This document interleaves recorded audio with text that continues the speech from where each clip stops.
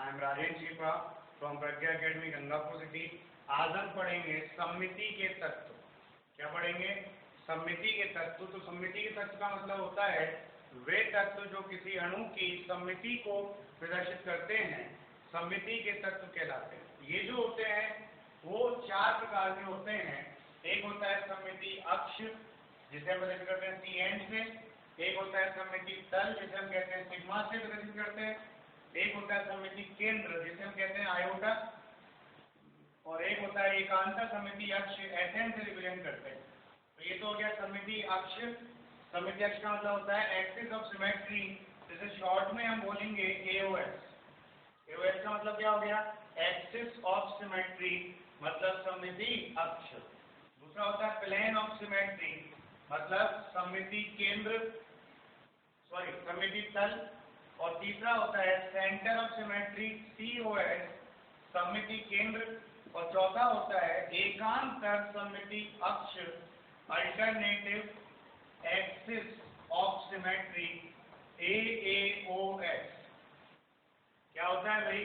Alternative axis of symmetry, AAOS. तो इसे हम कहते हैं एकांतर सममिति अक्ष।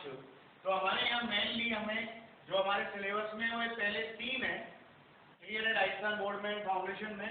चौथा हम केवल डेफिनेशन पढ़ेंगे, बाकी ये तीन है। इन तीन में से भी जो इम्पोर्टेंट है, जो हमें आने ही चाहिए, वो ये दो हैं, plane of symmetry and centre of symmetry, मतलब सममिति के तल और सममिति केंद्र। क्लियर? हम सबसे पहले बात करते हैं सममिति अक्ष की। किसकी बात करते हैं? सममिति अक्ष की। तो बेटा सममिति अक्ष का मतलब क्या होता है?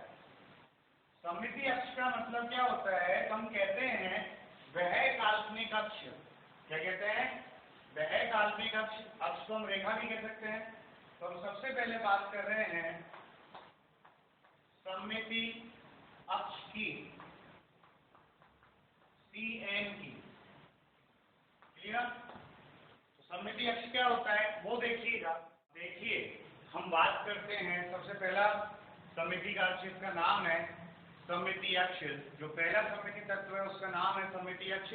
हम ये पढ़ते हैं। तो सममिति अक्ष को हम रिप्रेजेंट करते हैं CN से। क्लियर? तो सममिति अक्ष की परिभाषा क्या है? परिभाषा है कि वह काल्पनिक अक्ष या रेखा। क्या कहा मैंने? वह काल्पनिक अक्ष या रेखा जिस पर किसी वस्तु को या अणु को एक निश्चित कोण पर घुमाने पर उसका तुल्य विन्यास प्राप्त होता है। क्या प्राप्त होता है? तुल्य विन्यास प्राप्त होता है। तो उसे हम क्या कहते हैं? सममिति अक्ष कहलाती है। क्या कहलाती है? सममिति अक्ष कहलाता है। और इसे CN से प्रदर्शित करते हैं। क्या कहा मैंने? वह काल्पनिक अक्ष या रेखा जिस पर किसी अणु या वस्तु को एक निश्चित कोण पर घुमाया जाता है तो उसका तुल्य विन्यास प्राप्त होता है, सममिति अक्ष कहलाता है या कहलाती है। क्लियर? इसे हम CN से प्रदर्शित करते हैं। किससे प्रदर्शित करते हैं भाई? CN से। यहाँ n क्या है? अक्ष की कोटि है, जो कैसे आएगी? 360 अपॉन घूर्णन कोण। जैसे मान लो कि घूर्णन कोण आपका 180 डिग्री है, तो 360 अपॉन 180 डिग्री। तो यहाँ n की वैल्यू कितनी आएगी? 2। और n की वैल्यू 2 आ गई तो अक्ष कौन सा हो जाएगा? अक्ष हो जाएगा C2। यहाँ पे n की वैल्यू 2 रख देंगे ना भाई, C2। यदि यहाँ पर घूर्णन कोण 120 डिग्री है, 120 डिग्री है, तो 120 डिग्री का आने पर यहाँ कितना हो जाएगा भाई? 3 आएगा। और 3 आएगा तो ये कौन सा अक्ष हो जाएगा? C3। कौन सा हो जाएगा? C3 अक्ष हो जाएगा। कोई कंफ्यूजन है क्या भाई? तो ये कहलाती है आपकी अक्ष की कोटि, जिसे हम कैसे निकालेंगे? 360 अपॉन घूर्णन कोण। जितने डिग्री पर उस अणु को या वस्तु को घुमा रहे हैं उतने डिग्री का भाग दे देंगे, तो जो वैल्यू आएगी वो उसकी कोटि कहलाएगी। इस कोटि को अपन कहाँ लिखेंगे? इसके नीचे तो अक्ष का नाम आ जाएगा। जैसे 2 आया तो C2 हो गया, 3 आया तो C3 हो गया, 4 आता तो C4 हो जाता, 5 आता तो C5 हो जाता, 6 आता तो C6 हो जाता। क्लियर? अब हम यहाँ पे देखें, एक एग्जाम्पल हमने ले लिया। सपोज दैट इस अक्ष को समझने के लिए हमने एग्जाम्पल ले लिया, एक जल का अणु ले लिया।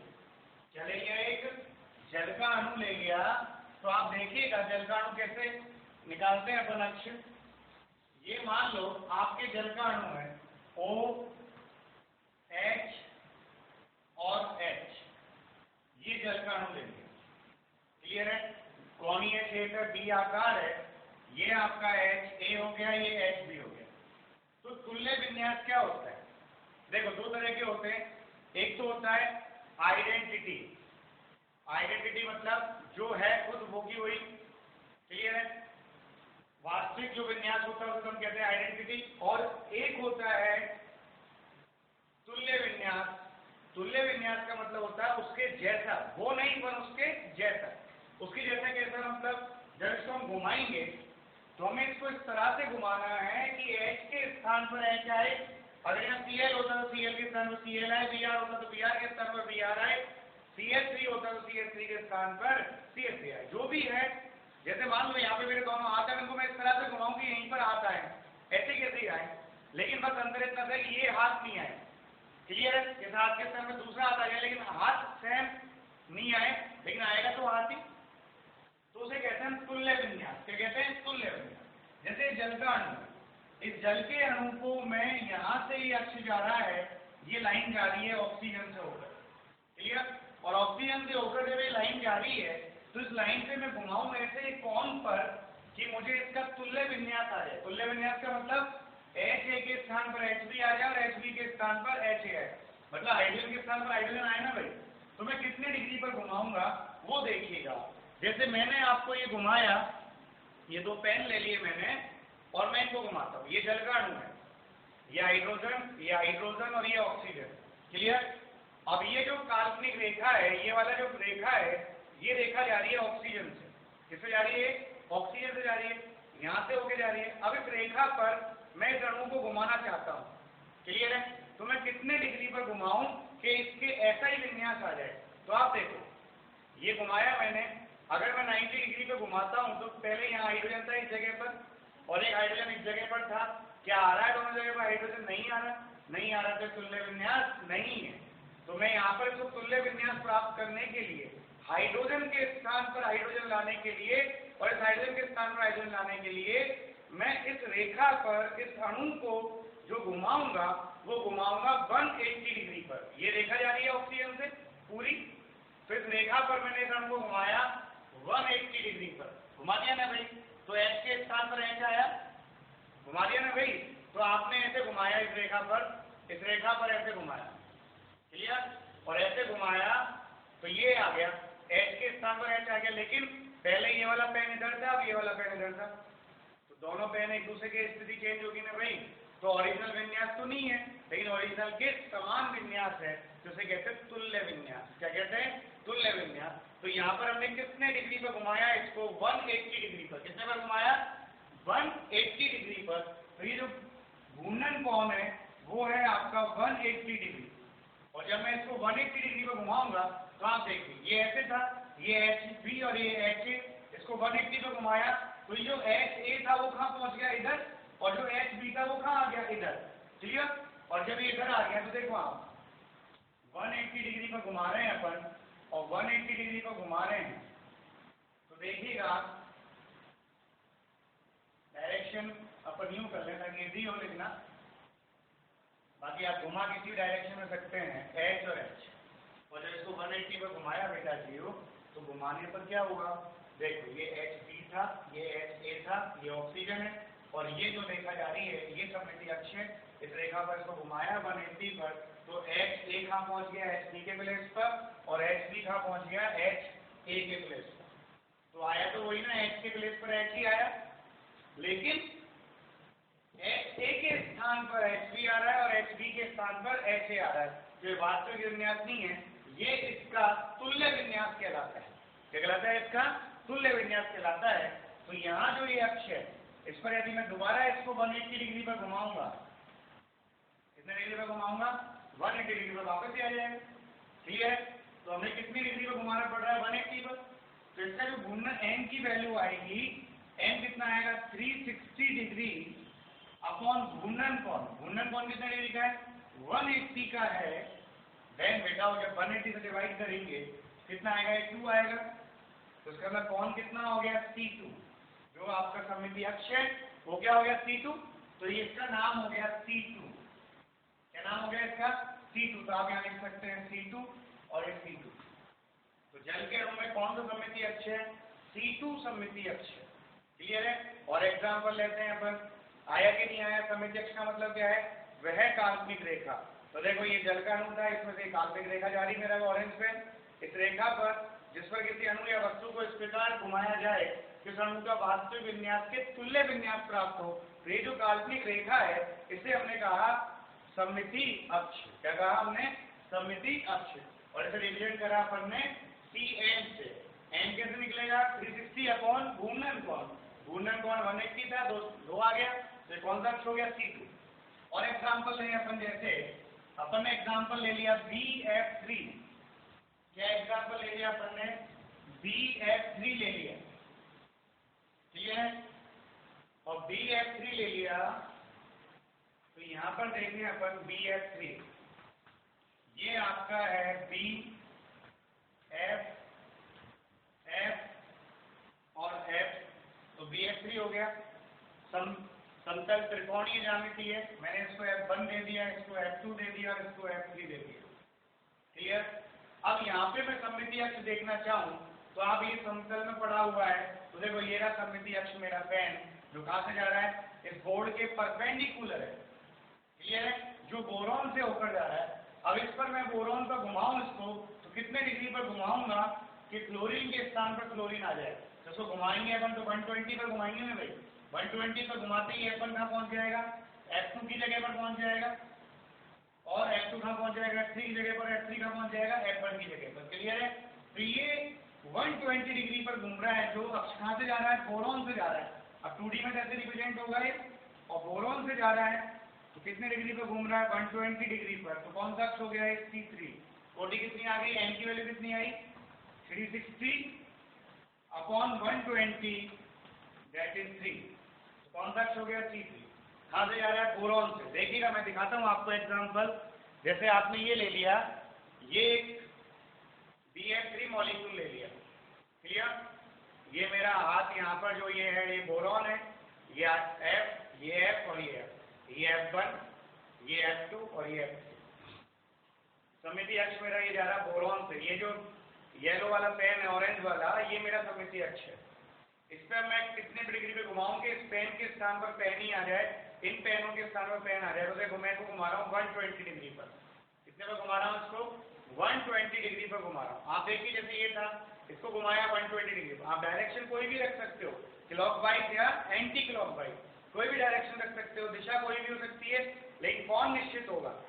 तो जब इसको मैंने 120 डिग्री पर घुमाया तो देखना, ये पेन कहाँ पहुँच गया? यहाँ पहुँच गया। और ये पेन जो यहाँ वाला था वो यहाँ आ गया, जो यहाँ वाला था वो यहाँ आ गया। आ गया ना भाई? तो ये कौन सा विन्यास है? तुल्य। तो 120 डिग्री पर घुमाने पर आ गया ना ऐसी चीज विन्यास, तुल्य विन्यास। और आ गया तो ये कौन सा अक्ष हो गया? C3, जो कहाँ से जा रहा है? बोरॉन से जा रहा है। तो यहाँ एक सममितीय अक्ष हो गया C3। तो हमने जब इसको बोरॉन से घुमाया 120 डिग्री पर क्लॉकवाइज डायरेक्शन में, क्लियर है? क्लॉकवाइज डायरेक्शन में घुमा रहे हैं इसको, तो घुमाने पर क्या आएगा? B, F, F और F। आप देखिए इसको पकड़ा, यहाँ से इसको घुमाया इस बोरॉन पे, ऐसे घुमा रहे हैं अपन, तो इसको पकड़ रहे हैं, घुमा रहे हैं भाई। तो ये तो यहाँ आ जाएगा, ये यहाँ आ जाएगा और ये यहाँ चला जाएगा। तो यहाँ तो F3 चला गया, यहाँ F1 आ गया और यहाँ F2 आ गया। क्लियर? फिर अपन यहाँ देखें और घुमाया इसको 120 डिग्री पर क्लॉकवाइज डायरेक्शन में, B,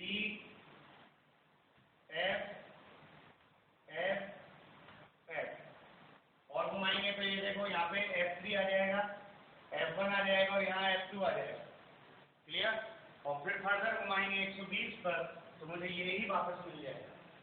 कितनी बार घुमाने पर वापस आया है? 3 बार। तो इसे कहते हैं C3। आप ऐसे भी कर सकते हैं। बाकी आप तो बस ये डिग्री घुमाइए निश्चित कोण पर और जो अक्ष आ रहा है वो अपने आप आ जाएगा। तो एक तो है यहाँ पर C3, जो कहाँ से जा रहा है? जो जा रहा है बोरॉन एटम से। कहाँ से जा रहा है? बोरॉन के एटम से। क्लियर? अब अपन देखें यहाँ पर C2। C2 प्रेजेंट है कि नहीं है? ये BF3 मॉलिक्यूल है। क्लियर? और जब ये BF3 मॉलिक्यूल है तो ये मैंने अक्ष मान लिया। कहाँ से जा रहा है? इस B और इस F बॉन्ड से जा रहा है। क्लियर है? और जब इसको घुमाएंगे अपन 180 पर, इस लाइन के थ्रू 180 पर घुमाएंगे तो ये 180 पर घूम गया ना भाई, क्लियर है। तो ये ऐसे कैसे आ गया ना भाई 180 पर घूमने पर, तो ये अक्ष कौन सा हो गया C2, कौन सा हो गया C2। ऐसे एक अक्ष ये जा रहा है C2, इस पे घुमाएंगे अपन 180 पर, क्या हो गया ये सेम आ गया, तो ये भी C2 है। और एक C2 ये हो गया, इस पे घुमाएंगे अपन 180 पर तो ये भी सेम आएगा। तो ये 3 C2 हो गए, क्या हो गए भाई 3 C2, जो कहां से जा रहे हैं BF बॉन्ड से जा रहे हैं, किससे जा रहे हैं BF बॉन्ड से। C3 तो आ गया ना भाई। अब इसमें देखो वो BF3 में अपन यहाँ देखें तो एक C2 3 C2 है ऐसे B F F और F, ये 1 ये 2 ये 3, एक C2 ये जा रहा जो B और F बंद से जाएगा, इस बंद को पकड़ लिया और इस पे घुमाया तो F2 यहाँ आ जाएगा और F3 यहाँ चला जाएगा। ऐसे एक C2 ये जा रहा, इस BF बॉन्ड से जा रहा है, इसको पकड़ लिया तो घुमाया तो F2 यहाँ हो जाएगा और F1 यहाँ आ जाएगा। और ऐसे हमने यहाँ से घुमाया, इस पर घुमाया तो ये घूम जाएगा F1 इधर और F3 इधर, क्लियर। तो कितने C2 हो गए 3 C2 हो गए, एक C2 तो ये रहा, एक C2 ये रहा और एक C2 ये रहा, क्लियर। एक C2 जा रहा BF1 बॉन्ड से, एक C2 जा रहा BF2 बॉन्ड से और एक C2 जा रहा BF3 बंद से जा रहा है, क्लियर है। तो इसमें हो गए, एक तो हो गया C3 और 3 हो गए C2। क्या बोला मैंने, एक तो हो गए यहाँ पर C3 और 3 हो गए C2। और जब एक C3 हो गया 3 C2 हो गए तो आप देखिएगा कैसे आएगा। अब यहाँ पर ये हो गए दो तरह के अक्ष हो गए, एक C3 हो गया एक C2 हो गया। अब आप देखिए पहले आया कि नहीं आया। C3 तो कहाँ से जा रहा है, इस बोरॉन से, क्लियर है। और C2 कहाँ से जा रहा है, इस BF बॉन्ड से जा रहा है, क्लियर है ना भाई। तो यहाँ पर हमारे पास एक C3 और एक C2 है। तो यहाँ पर जो अक्ष है वो दो प्रकार के हो गए। तो दो प्रकार के अक्षों में से हम कहते हैं, एक अक्ष को तो कहते हैं मुख्य अक्ष, क्या कहते हैं, एक अक्ष को तो मुख्य अक्ष कहते हैं। और मुख्य अक्ष का मतलब क्या होता है, वह अक्ष जिसकी कोटि अधिकतम होती है। क्या बोला मैंने, वह अक्ष जिसकी कोटि अधिकतम होती है वो तो कहलाता है मुख्य अक्ष। और एक होता है उपअक्ष। तो जो मुख्य अक्ष होता है उस मुख्य अक्ष को छोड़कर शेष सभी अक्ष जो होते हैं वो सभी अक्ष कहलाते हैं आपके उपअक्ष, क्लियर। तो मुख्य अक्ष तो कौन सा होता है, इसकी कोटि अधिकतम होती है। और जो मुख्य अक्ष है उसको छोड़ दें तो जो अक्ष आएगा वो कहलाएगा उपअक्ष, क्लियर। तो यहाँ पर देखिएगा एक C3 एक C2 है, अधिकतम कोटि कितनी है 3। तो मुख्य अक्ष तो हो गया, मुख्य अक्ष तो हो गया C3 और उपअक्ष हो गए C2। कोई कंफ्यूजन है तो आप बताइएगा, क्लियर है। मुख्य अक्ष तो कौन हो गया C3 और उपअक्ष कौन हो गया C2, कोई प्रॉब्लम। चलिए हम और एग्जांपल्स लेते हैं और एग्जांपल्स की सममिति अक्ष के।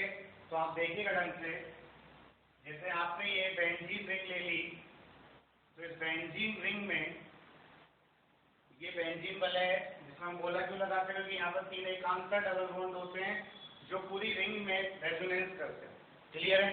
अब हम देखें यहाँ पर इस रिंग में यहाँ से ये सममिति अक्ष जा रहा है, जो मेरा पेन है, इस पेन के थ्रू यदि मैं इसको घुमाऊं तो मैं इसको 60 डिग्री पे घुमा दूंगा। और 60 डिग्री पे घुमाऊंगा तो क्या होगा, 60 डिग्री पे घुमाने पर एक केंद्र से घुम रहा है ना भाई, तो C1 यहाँ चला जाएगा, C2 यहाँ, C3 यहाँ, C4 यहाँ, C5 यहाँ, C6 यहाँ। तो एक तो हो गया C6, क्या हो गया 1 C6 हो गया। बाकी आप देखो एक ये रहा, इस कार्बन से और इस कार्बन पे मैं घुमाऊं तो C2 180 पर घुमाऊं इसको यूं पकड़ के तो C3 पे चला जाएगा C5 के पहले स्थान पर, C5 आ जाएगा C3 के स्थान पर, C2 आ जाएगा C6 के स्थान पर, C6 कहाँ आ जाएगा C2 के स्थान पर। ऐसे एक सममिति अक्ष यहाँ से जाएगा, क्लियर। C2 इस पे घुमाएंगे अपन, और एक सममिति अक्ष ऐसे जाएगा, अपन इस पे घुमाएंगे, एक हो गया C2, तो यहाँ पे घुमाया, इस पे घुमाएंगे तो ये यूं आ जाएगा, C5 C1 की जगह पर, C4 C2 की जगह पर, और एक आपके ऐसे जाएगा बंद से बंद, इसको घुमाएंगे यूं तो देखो C3 आ जाएगा C6, C2 आ जाएगा C1 पर, और C5 आ जाएगा C4 के प्लेस पर, और एक ऐसे इस बंद से जाएगी, और एक आपके इस बंद से जाएगी। क्लियर? तो एक C2 ये रहा, एक C2 ये रहा, ये गिनी लिया, और एक C2 ये रहा। कितने C2 हो गए आपके? 1 2 3 4 5 6 C2 हो गए। तो यहाँ पर क्या हो गए? 6 C2 हो गए, और 1 हो गया C6। क्लियर है? 6 C2 में से 3 C2 तो कार्बन से जा रही है, और 3 C2 इस बंध से बंध की से जा रही है। क्लियर है? तो यहाँ पर अगर अपन बात करें तो C6 क्या हो गया? मुख्य अक्ष हो गया। क्या हो गया? C6 मुख्य अक्ष, और C2 क्या हो गए? आपके उप अक्ष हो गए।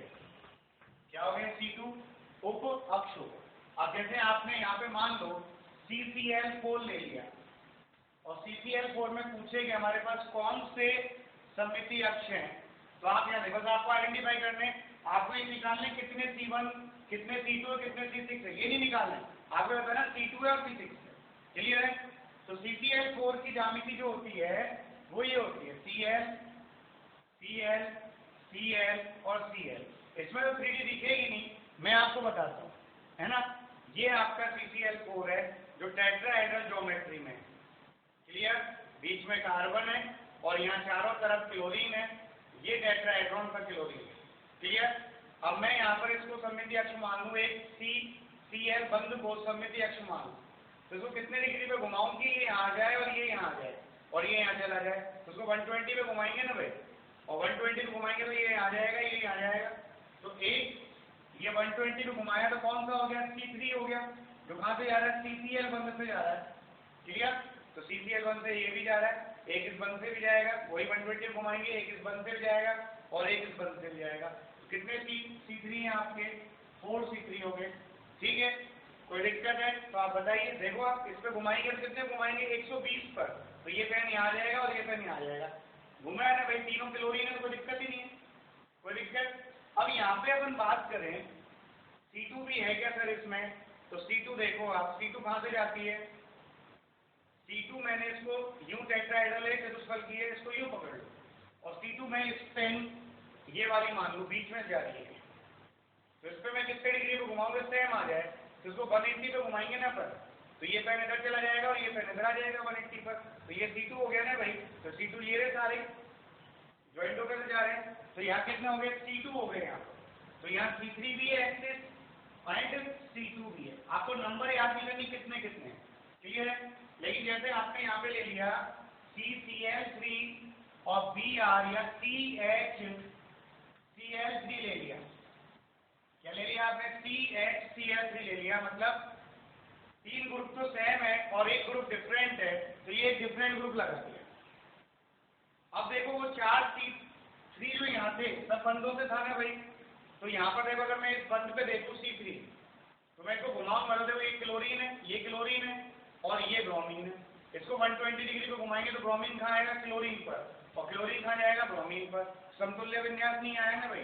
तुल्य विन्यास कब होता है? जब ब्रोमीन के स्थान पर ब्रोमीन आता है और क्लोरीन के स्थान पर क्लोरीन आता है। तो घुमाइए आप, तो यहाँ से घुमाएंगे 120 पे नहीं आएगा, तो ये वाला नहीं है C3, इस पे घुमाया तो ये ब्रोमीन के स्थान पर क्लोरीन आ जाएगा, क्लोरीन के स्थान पर ब्रोमीन आ जाएगा, ये भी नहीं है, और इस पे घुमाया तो भी नहीं। लेकिन अपन इसको देखें, इस CBr बंधु को देखें या CH बंधु को देखें, तो यहाँ पर ये H है, तो ये मैंने ले लिया CH Cl Cl और Cl। इस CH बंधु को देखा तो इस बंधु को मैंने सममिति अक्ष मान लिया, ये C और H बंधु को, ये जो पेन है इसको मैंने सममिति अक्ष मान लिया। अब इसको तो मैंने पकड़ लिया, इस पे घुमाया इस मॉलिक्यूल को 120 पर, तो एज इट इज आ रहा है कि नहीं आ रहा?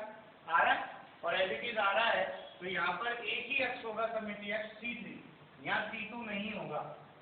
क्या कहा मैंने? यहाँ पर C2 नहीं होगा। क्लियर? नहीं है? आप देखो, आप इसको अगर मैं यहाँ से घुमाना चाहूँ, मान लो मैंने C2 गुजारना चाहूँ, तो C2 अभी हमने कहाँ से गुजारा था? इनके बीच में से गुजारा था, गुजारेंगे तो ये देखो इसको 180 घुमाएंगे तो इस पेन के स्थान पर तो पेन आ जाएगा ग्रीन वाला, लेकिन इस ग्रीन के स्थान पर ये रेड पेन आएगा ना भाई, ऑरेंज पेन आएगा, सॉरी। तो यहाँ पर ये क्लोरीन के स्थान पर हाइड्रोजन आएगा ना भाई, और क्लोरीन के स्थान पर हाइड्रोजन आते ही तुल्य विन्यास नहीं है। क्लोरीन के स्थान पर क्लोरीन आता है तो ही तुल्य है, हाइड्रोजन के स्थान पर हाइड्रोजन आता है तो ही तुल्य है, लेकिन अगर क्लोरीन के स्थान पर हाइड्रोजन आता है तुल्य नहीं है। तो यहाँ पर केवल एक C3 है, और एक C3 है तो कहाँ से जा रहा है, CH बंध से जा रहा है। क्लियर, कोई कंफ्यूजन? और एग्जांपल्स ले अपन यहाँ पर, बस आपको मॉलिक्यूल घुमाना है, और घुमाने पर जो मॉलिक्यूल जैसा था वैसा ही वैसा ऑब्टेन हो जाए तब तो अक्ष है, और नहीं है तो नहीं है। आपने और लिया जैसे यहाँ पर CH2 और Cl2 लिया, तो यहाँ पर ये CH2 और Cl2 ले लिया, क्लियर, और CH2 और Cl2 ले लिया, 2 हाइड्रोजन और 2 क्लोरीन ले लिया, क्लियर। क्या ले लिया अपन ने, 2 हाइड्रोजन 2 क्लोरीन, ये ले लिया, ये 2 हाइड्रोजन हो गए और ये 2 क्लोरीन हो गए और ये कार्बन हो गया, तो C3 तो है ही नहीं, तो C3 घुमाएंगे तो क्लोरीन हाइड्रोजन जगह पर आएगा, हाइड्रोजन क्लोरीन जगह पर जाएगा। लेकिन यहाँ देखें इसमें ये C2 आ गया, ये वाला, क्लियर, ये वाला C2 आ गया, क्लियर है। इस पे घुमाएंगे 180 डिग्री के एंगल पर, तो ये कौन यहाँ चला जाएगा ना भाई, और ये कौन यहाँ जाएगा। तो आप देखो 180 डिग्री के एंगल पर घुमाएंगे तो ये हाइड्रोजन जो यहाँ था वो तो यहाँ पहुँच गया, क्लियर है भाई, ये वाला हाइड्रोजन तो यहाँ आ गया और ये वाला हाइड्रोजन यहाँ आ गया, और ये वाला इधर आ जाएगा और ये वाला इधर आ जाएगा, तो कौन सा हो गया C2 कितना, एक, और है ही नहीं, केवल एक ही है, तो यहाँ पर होगा ओनली 1 C2, जो कहाँ से जा रहा है, इन दोनों के बीच में से जा रहा है। अब इनको बस 3D में देखना पड़ेगा, 2D में तो कोई मतलब ही नहीं है, दिखता ही नहीं है, क्लियर।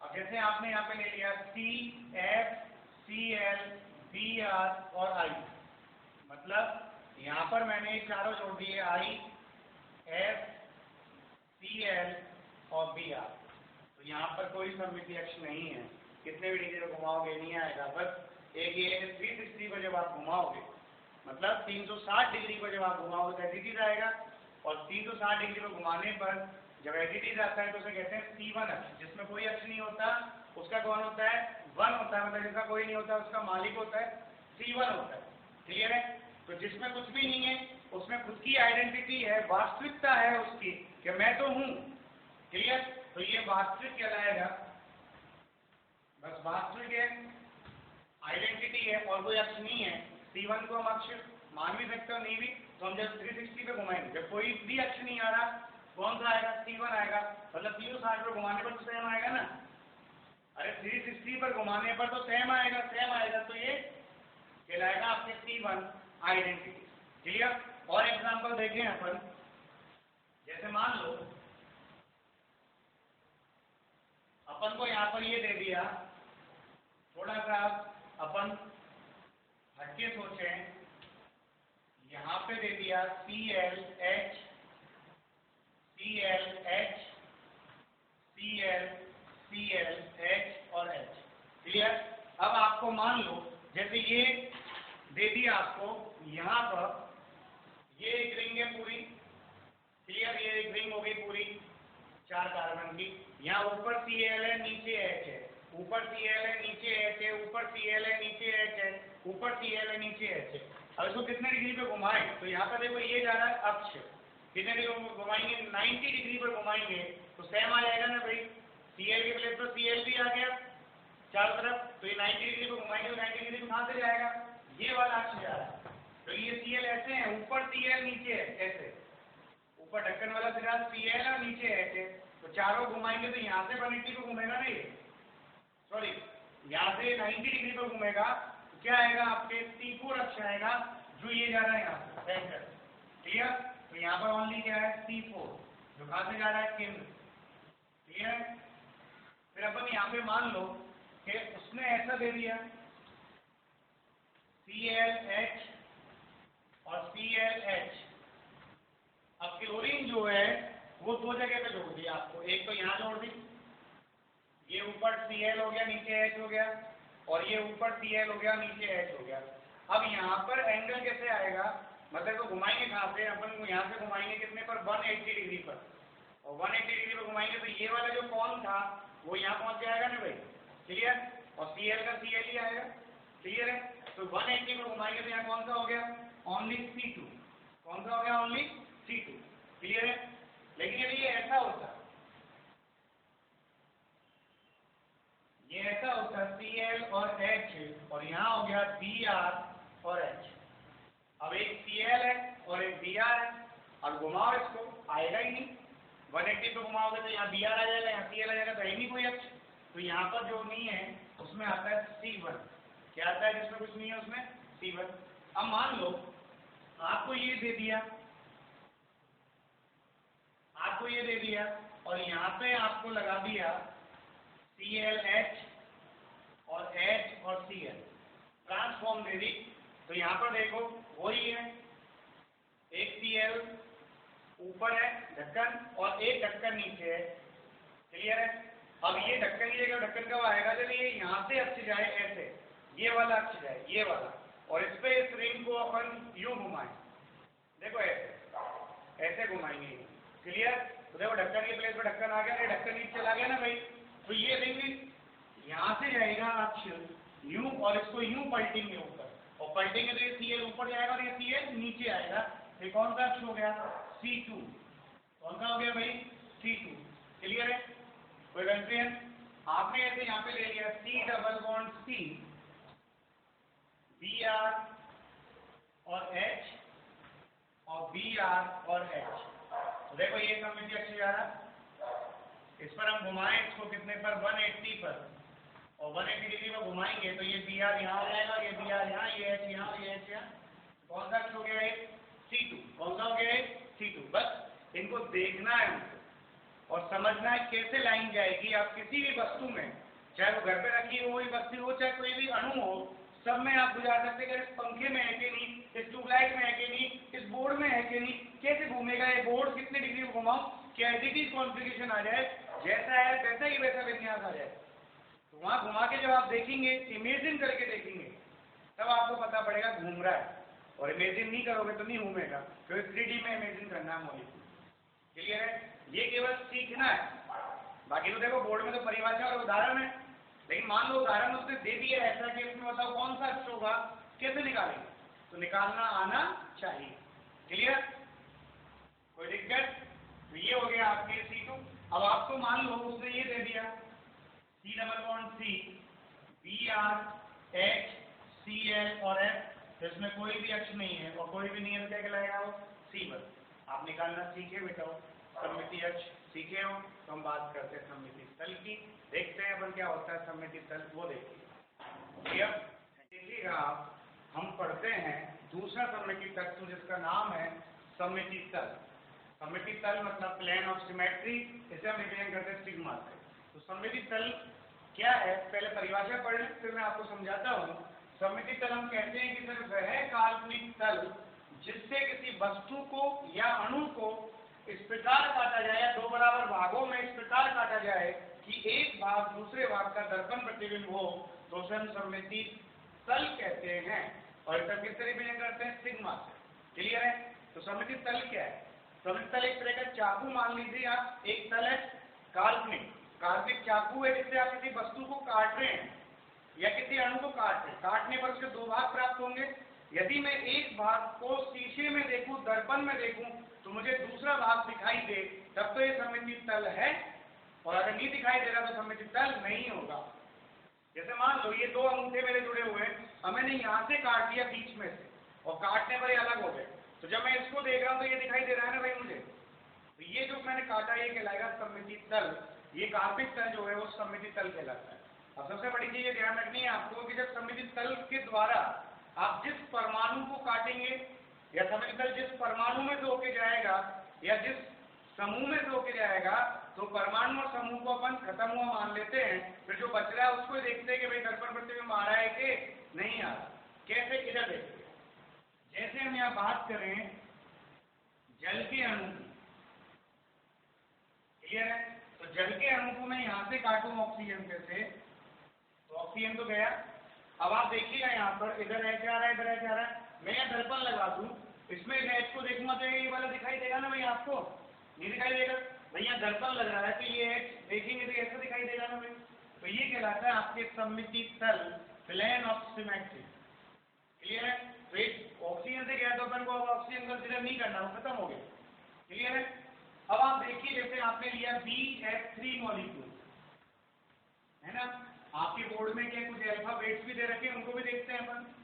ये BF3 मॉलिक्यूल दे रखा है, इसका नाम है, इसकी जो ज्यामिति है वो है समतल त्रिकोणीय है। नाम नहीं आ रहा समतल, मतलब ये वाला जो अणु है वो समतली है। समतलीय का मतलब जानते हैं आप? समतलीय का मतलब ये बोर्ड के तल में ही पड़ा हुआ है पूरा अणु, तो बोर्ड के तल से काट दो ना पूरा ही। ये जो बोर्ड है यही आपका सममिति तल हो गया पूरा, ऐसे कैसे यूं क्यों ही जा रहा है, तो तीनों कट गए तो ये सममिति तल हो गया। तो जो बोर्ड वाला तल है, ये वाला जो कागज का तल है आपका, बोर्ड का तल है, वो कहलाता है क्षैतिज सममिति तल। क्या कहलाता है? क्षैतिज सममिति तल कहलाता है। हॉरिजॉन्टल प्लेन ऑफ सिमेट्री, इसे हम कहते हैं सिग्मा H। और देखो आप, अब एक तल ये रहा मेरा हाथ, मैं यूं काटूं इसको ऐसे, क्लियर? और जब मैं यूं काट रहा हूँ फ्लोरीन और ब्रोमीन बोरोन से, तो देखो ये फ्लोरीन का, ये फ्लोरीन मेरा इमेज आ रहा है ना भाई, इसको फ्लोरीन को देखेंगे दर्पण पट्टी में बन रहा है नहीं, तो ये तल हो गया जो कैसे जा रहा है, यूं जा रहा है, इस बोर्ड के लंबवत जा रहा है, ऐसे काट रहा है इसको यूं। और जब बोर्ड के लंबवत काट रहा है तो ये कहलाता है ऊर्ध्वाधर सममिति तल। कहलाता है ऊर्ध्वाधर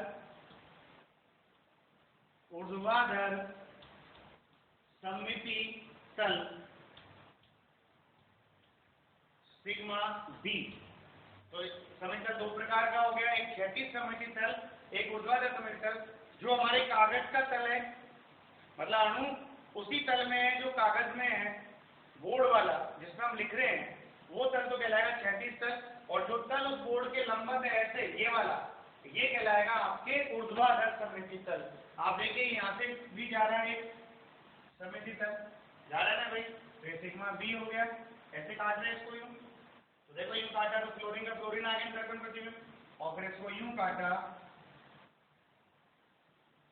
तो यूं काटा तो क्लोरीन का क्लोरीन आ गया, तो ये भी सिग्मा B हो गया, ये भी सिग्मा B है और ये भी सिग्मा B है।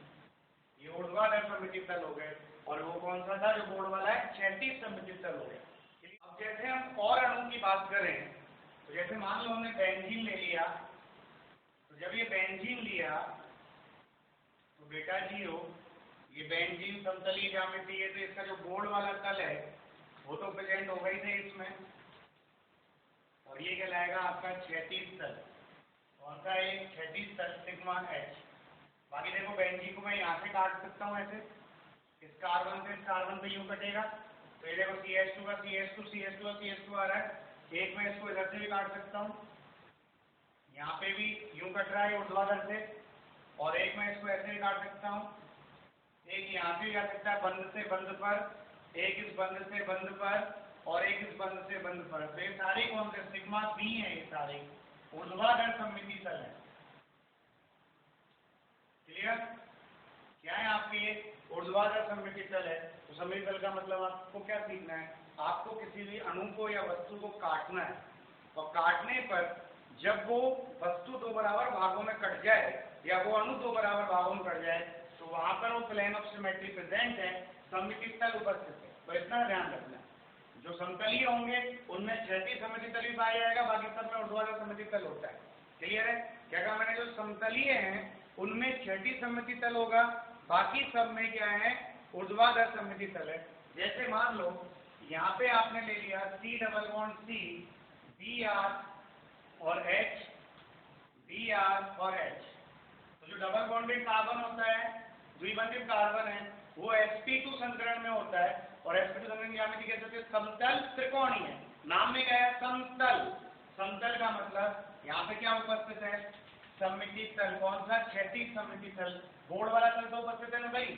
बाकी अपन यहाँ देखें तो ये वाला आ रहा है, यहाँ से काट दिया मैंने इसको, यूं काटा और यूं काटा, तो आप देखो Br का Br, H का H, तो ये क्या हो गया? प्लेन ऑफ सिमेट्री हो गया ना भाई।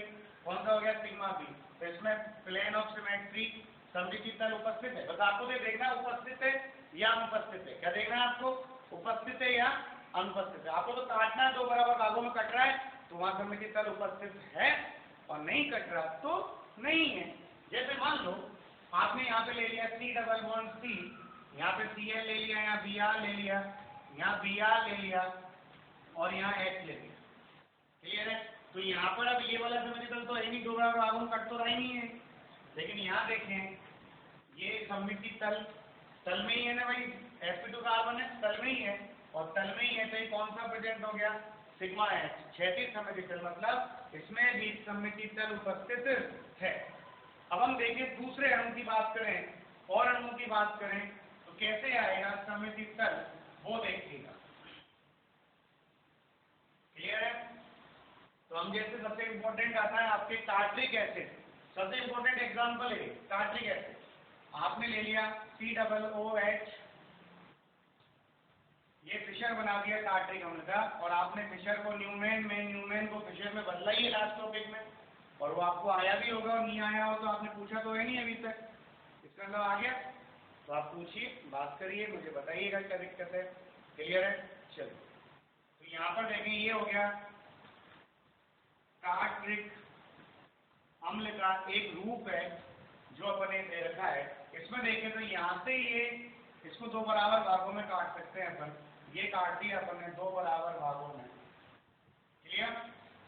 और देखो दो बराबर भागों में कैसे, OH का OH आ रहा है, H का H आ रहा है, COOH का COOH आ रहा है, तो यहाँ पे क्या होगा, प्लेन ऑफ सिमेट्री प्रेजेंट होगा, मतलब सममिति तल उपस्थित होगा।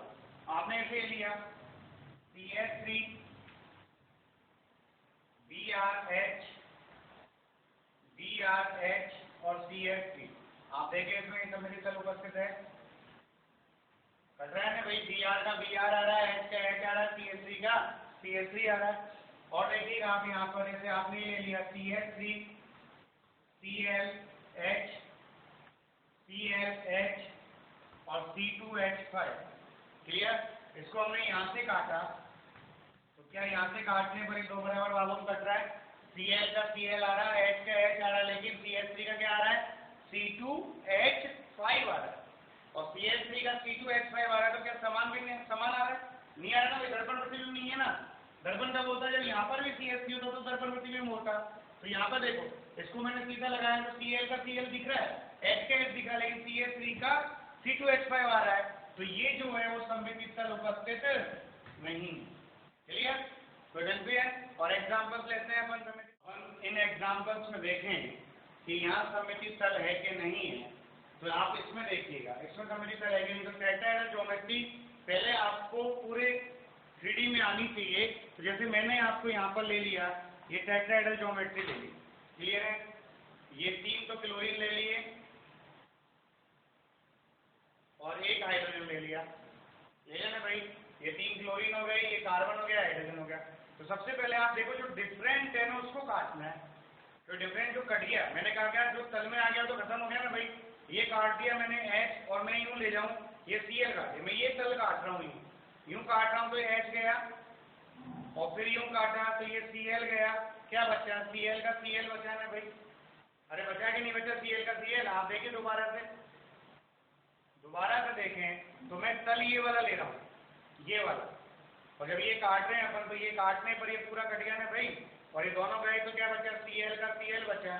तो यहाँ पे क्या हो गया, सममिति तल हो गया ना भाई, प्लेन ऑफ सिमेट्री। तो ये यहाँ पे ऐसे नहीं दिखेगा, हमें यहाँ पर 3D में देखना है। क्लियर है?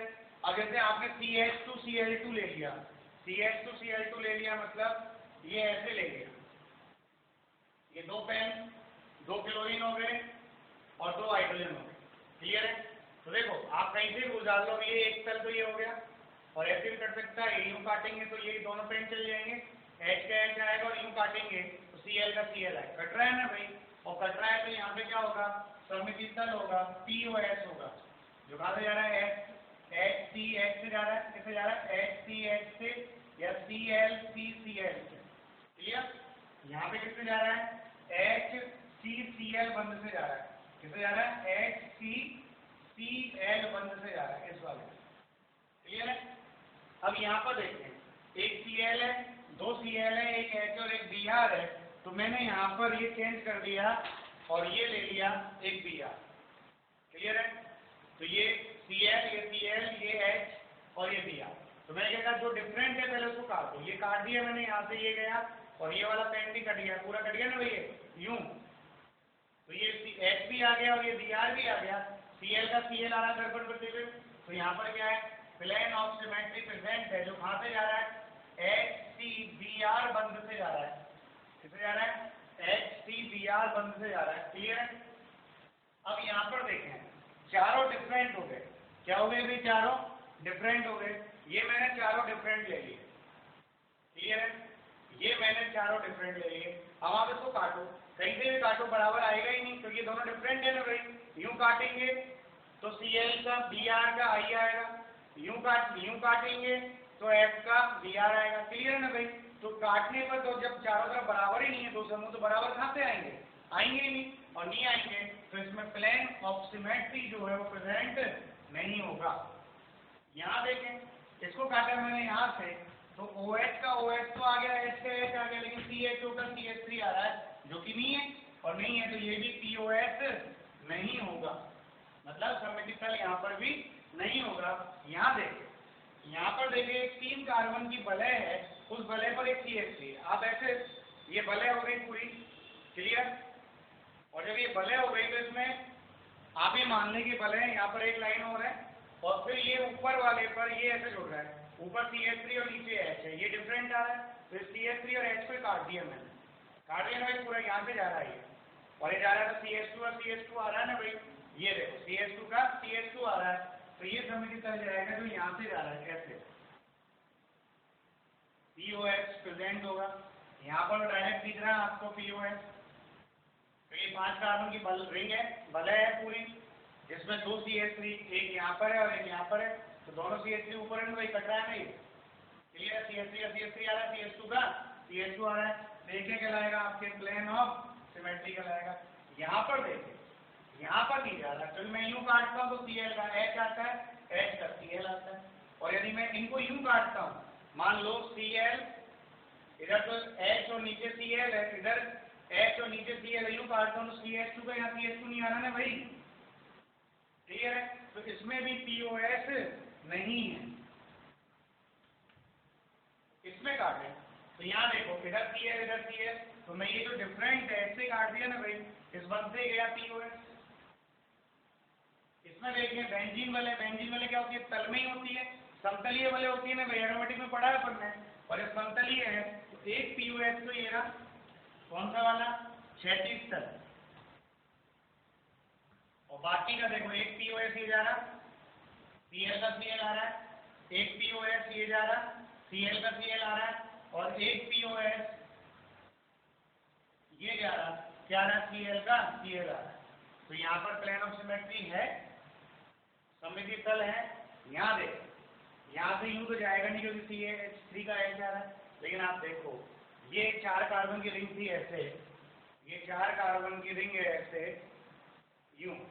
क्लियर। अब एक पे CH3 ऊपर लग रहा है और एक पे CH3 नीचे आ रहा है, तो मैं क्या करूँ, इन CH3 को काट दूंगा भाई, यूं काट दूं इनको, यूं काट दूंगा, CH2 का CH2 आएगा ना भाई। क्लियर। जैसे अपन ने यहाँ पे लिया, ये था, ये 4 कार्बन की रिंग है, और इस रिंग में क्या दिख रहा है आपको, एक CH3 ऊपर, ढक्कन वाला पेन मैं दोनों सेम ले लेता हूँ, ये यहाँ पर दिख रहा है ऊपर, और एक CH3 यहाँ दिख रहा है नीचे। क्लियर है। अब जो डिफरेंट दिख रहा है मैं उसको काट दूँ ना भाई, मैं तल यहीं से काट दूँ, और यूँ काट दूंगा, CH2 का क्या आ रहा है, CH2 आएगा, और CH2 का CH2 आएगा, सममिति तल है ना यहाँ पर, ये ऐसे से यहाँ तो दिखेगा ऐसा, लेकिन ये CH3 भी कट रहा है, उधर का CH3 भी कट रहा है, तो यहाँ पे क्या हो गया, प्लेन ऑफ सिमेट्री होगा। क्लियर। इसमें देखो कोई है ही नहीं बराबर में, यूं काटता हूँ तो CH आ जाता है, यूं काटता हूँ तो CH का H आता है। क्लियर। और यूं काटता हूँ तो PH का H आता है। क्लियर। तो कहीं से आ ही नहीं रहा, नहीं आ रहा, तो इसमें POH प्रेजेंट नहीं है। क्लियर। क्या बोला मैंने, सममिति तल उपस्थित नहीं है। ये थे आपके सममिति के तल। तो देखिएगा, आपने अब तक पढ़ा सममिति तल और सममिति अक्ष। अब हम पढ़ते हैं तीसरा सममिति तत्व, इसका नाम है सममिति केंद्र। सममिति केंद्र की डेफिनेशन क्या है, परिभाषा क्या है। सममिति केंद्र किसी अणु या वस्तु में उपस्थित वह काल्पनिक बिंदु होता है जिससे यदि हम कोई सीधी रेखा खींचें तो उस रेखा के दोनों ओर समान दूरी पर क्या है, समान समूह आता है, तो उसे हम कहते हैं सममिति केंद्र। इसे हम रिप्रेजेंट करते हैं आयोटा से, मतलब आई। अब जैसे हमने एक एग्जांपल लिया C डबल बॉन्ड C, इधर Br ले लिया, इधर Cl ले लिया, इधर Br आ गया और इधर Cl आ गया। अब मान लो कि वो काल्पनिक बिंदु यहाँ पर प्रेजेंट है, क्लियर है, और यहाँ पर प्रेजेंट है, तो हमें क्या करना है, इस बिंदु से सीधी रेखा खींचनी है, ये सीधी, और एक सीधी रेखा हमने इधर खींच दी, किसी डायरेक्शन में खींच सकते हो आप, एक ये खींच दी और एक ये खींच दी। तो आप देखिएगा इस रेखा पर देखें, इस बिंदु से इधर Br आ रहा है तो उतनी दूरी पर इधर भी Br आ रहा है, इधर Cl आ रहा है तो इधर भी Cl आ रहा है, इधर वैकेंट है तो ऊपर भी वैकेंट है, और इधर कार्बन है तो उधर भी कार्बन आ रहा है, क्लियर। तो इस बिंदु के दोनों ओर क्या आ रहा है, समान दूरी पर समान समूह आ रहा है रेखा पर, तो ये बिंदु कहलाएगा सममिति केंद्र, सेंटर ऑफ सिमेट्री, क्लियर। और एग्जांपल लें अपन यहाँ पर, जैसे अपन बेंजीन का एग्जांपल लें, क्लियर। तो जब बेंजीन का एग्जांपल लेते तो आप ढंग से देखिएगा कैसे आता है सममिति केंद्र, वो देखिएगा, क्लियर। तो जैसे आपने लिया ये बेंजीन ले लिया और ये बेंजीन लिया, तो मैंने मान लिया कि यहाँ पर ये सममिति केंद्र है, क्लियर। अब यहाँ से मैं रेखा खींचूं, सीधी रेखा, क्लियर, और जब ये सीधी रेखा आएगी यहाँ पर तो एक ये जाएगा, एक ये, एक इस डायरेक्शन में खींच दें, एक इस डायरेक्शन में खींच दें, एक इधर खींच दें और एक इधर खींच दें। तो आप देखो इस बिंदु से इस रेखा पर ऊपर कार्बन आ रहा है तो नीचे भी कार्बन आ रहा है समान दूरी पर, इधर भी कार्बन है तो इधर भी कार्बन आ रहा है समान दूरी पर, इधर कार्बन है तो इधर भी कार्बन आ रहा है समान दूरी पर, और ऐसे ही अभी इधर बंद आ रहा है तो इधर भी बंद आ रहा है समान दूरी पर, तो चारों तरफ समान आ रहा है, तो ये कहलाता है आपके सममिति केंद्र। तो इसमें सममिति केंद्र है ये वाला, क्लियर। जैसे आपने मान लो देखें BF3 मॉलिक्यूल में देखें कि सर इसमें सममिति केंद्र होगा कि नहीं होगा, मैंने मान लिया यहाँ पर है, तो ऊपर गए तो Br फ्लोरीन आया और नीचे गए तो कुछ भी नहीं है, और नहीं है तो एक लाइन पे नहीं आया तो काम खत्म, क्लियर। तो ये सममिति केंद्र नहीं होगा, क्लियर है आपके। अब हम बात करें दूसरे एग्जाम्पल की जो आपके आएंगे, इंपोर्टेंट एग्जाम्पल आएंगे, वो देखिएगा। तो टेट्राहेड्रल ज्योमेट्री में सममिति केंद्र है ही नहीं, इतना ध्यान रखिएगा। अब जैसे आपने यहाँ पर ये वाला एग्जाम्पल ले लिया और यहाँ पे लगाया Br और H और यहाँ पर लगाया H और Br, क्लियर, और यहाँ पर आप लगा दीजिए वाली COOH और H और H और COO। अब मैंने यहाँ पर सममिति केंद्र मान लिया, तो बेटा आप देखिएगा यहाँ पर जैसे ये मैंने 4 कार्बन की रिंग ले ली, इसमें यहाँ पर तो है COOH और नीचे H है, इधर ऊपर H है और नीचे COOH है, तो मैंने COOH से एक लाइन खींची सीधी यूं, इस डायरेक्शन में जा रही है, यहाँ पर COOH से COOH आ रहा है वही समान दूरी पर, क्लियर। फिर H से खींची मैंने तो H से भी क्या आ रही है लाइन, H पे आ रही है। फिर देखें आप इधर Br है, इधर H है और इधर H है और इधर Br है, तो यहाँ Br ऊपर है, यहाँ Br नीचे है, तो मैंने लाइन यूं जाएगी ना इसमें से, तो Br पे Br आ रहा है समान दूरी पर और इधर H पे क्या आ रहा है, H आ रहा है समान दूरी पर, तो ये क्या हो गया आपका सममिति केंद्र यहाँ पर होगा।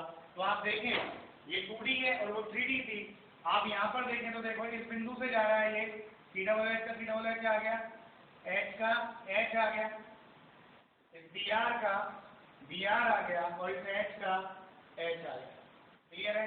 तो ये कहलाएगा सेंटर ऑफ सिमेट्री। कोई दिक्कत है तो आप बताइए, क्लियर है। तो ये है सममिति केंद्र। तो सममिति केंद्र आपको निकालना आया कि नहीं आया, कुछ नहीं करना, बस आपको एक बिंदु मानना है, उस बिंदु से सीधी रेखा खींचनी है, उस रेखा पर यदि समान दूरी पर समान समूह आए दोनों ओर तो सममिति केंद्र है, अगर नहीं आता है तो नहीं है। जैसे इधर देखो Br का Br आ रहा है तो इधर H का H आ रहा है, COOH का COOH आ रहा है, इधर H का H आ रहा है, तो सममिति केंद्र है। अब मान लो मैं यदि यहाँ पर Cl कर देता तो ये नहीं, क्लियर। तो ये है, तो आपने आज 3 सममिति के तत्व पढ़े, सममिति अक्ष, सममिति तल, सममिति केंद्र। चौथा सममिति अक्ष, सममिति का जो तत्व है वो हमारे सिलेबस में नहीं है, अल्टरनेटिव एक्सिस ऑफ सिमेट्री, एकांतर सममिति अक्ष जो है वो हमारे सिलेबस में नहीं है, तो हम उसको नहीं पढ़ रहे, उसका नाम केवल लिखा अपन ने।